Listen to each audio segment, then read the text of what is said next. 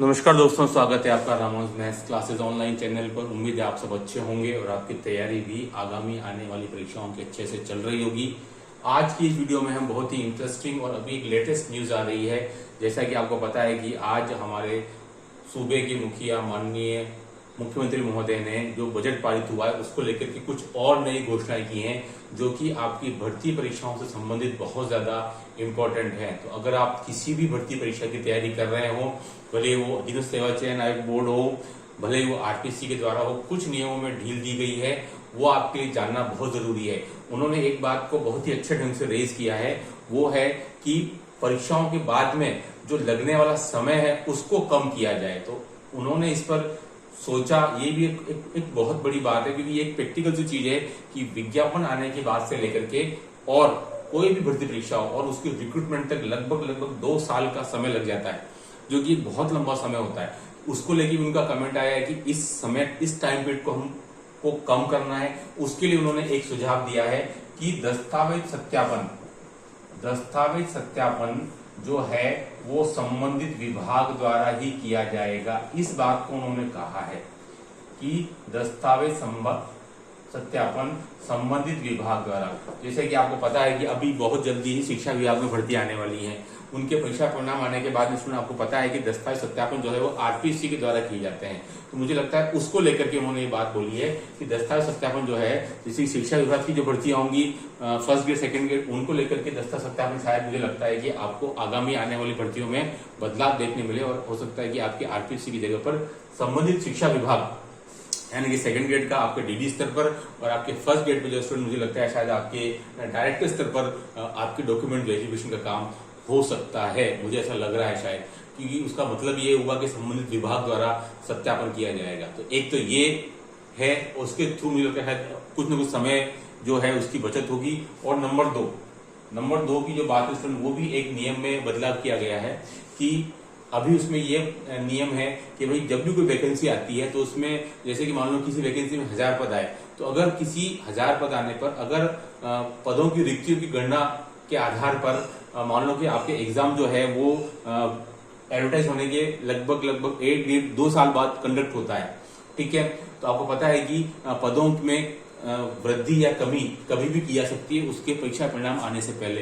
तो कई बार होता है कि एक विज्ञापन आ जाता है, फिर 2-2 साल तक एग्जाम कंडक्ट नहीं होते हैं, फिर 6-8 महीने बाद रिजल्ट जारी होता है। तो कई बार विज्ञापन आने से और रिजल्ट जारी होने के बीच में लगभग 2 से 2.5 साल का समय भी लग जाता है। तो इस दौरान आप देखते हैं पदों की संख्या काफी ज्यादा, रिक्तियों की संख्या जो है वो काफी ज्यादा बढ़ जाती है किसी भी डिपार्टमेंट के अंदर। उसको लेकर के ये एक स्टेटमेंट है कि अभी तक तो ये नियम था कि अगर 1000 पद आते हैं किसी भी वैकेंसी के अंदर तो अधिक से अधिक 500 पद भराए जा सकते हैं, भले वो एग्जाम आपका कभी भी कंडक्ट हो। लेकिन अब इन्होंने जो है आज एक इसमें सुधार करते हुए ये बताया है कि जितने भी पद आएंगे उसमें पदों की रिक्ति के आधार पर 50% नहीं बल्कि पूरा 100% तक उसमें पदों की वृद्धि की जा सकती है। यानी कि अगर 1000 पद आए और अगर एग्जाम होने में टाइम लगा और उसके रिजल्ट आने में टाइम लगा, तो उस दौरान अगर पदों की रिक्ति 1000 की जगह और 1000 हो गई तो 2000 पदों के लिए ही आपका रिक्रूटमेंट हो जाएगा। पहले केवल जो 1500 तक के लिए ही हो पाता था, यानी कि 1000 का 50% उसमें एड होता था,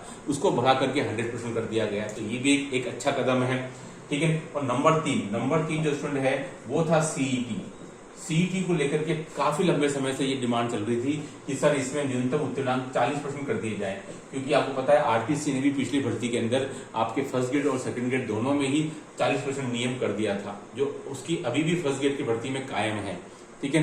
लेकिन सबसे ज्यादा इससे त्रस्त हुए थे जूनियर अकाउंटेंट वाले स्टूडेंट, जिनको कि पता ही नहीं चल पा रहा था कि भाई पास होने के बावजूद भी उनकी इतने नंबर हैं तो कितने नंबर तक कट ऑफ जाएगा, तो उनको मेहनत करनी है कि नहीं करनी है आगामी आने वाली परीक्षा के लिए। बहुत ज्यादा मुश्किलें आई और ये एग्जाम भी काफी लेट कंडक्ट हुआ।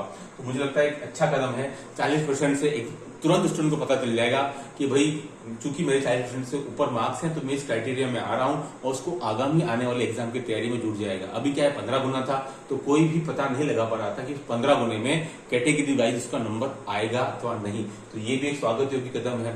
और इसके साथ साथ ही उन्होंने जो है वो चतुर्थ श्रेणी कर्मचारी की भी भर्ती की घोषणा जो उन्होंने ये बात उठाई है, क्योंकि एक बहुत अच्छा कदम है, क्योंकि पिछले काफी लंबे समय से किसी भी डिपार्टमेंट में स्टूडेंट जो है वो आपको चतुर्थ श्रेणी भर्ती की परीक्षा या उसकी भर्ती नहीं हो पाई है। तो इससे जो है मैं अगर बताऊं स्कूल्स में स्पेशली जहां पहले एक स्कूल में आपके 4-4 5-5 पियोन हुआ करते थे, वहां आज कोई भी नहीं है। यानी कि सारा काम स्टूडेंट्स और टीचर्स को मिलकर करना पड़ रहा है। तो ये भी एक स्वागत योग्य कदम है कि अगर चतुर्थ श्रेणी अधिकारियों की भर्ती की जाएगी तो इससे डेफिनेटली हर विभाग को इससे फायदा होगा। तो ये थे वो नियम जो अभी अभी आए हैं, लेटेस्ट न्यूज है एकदम।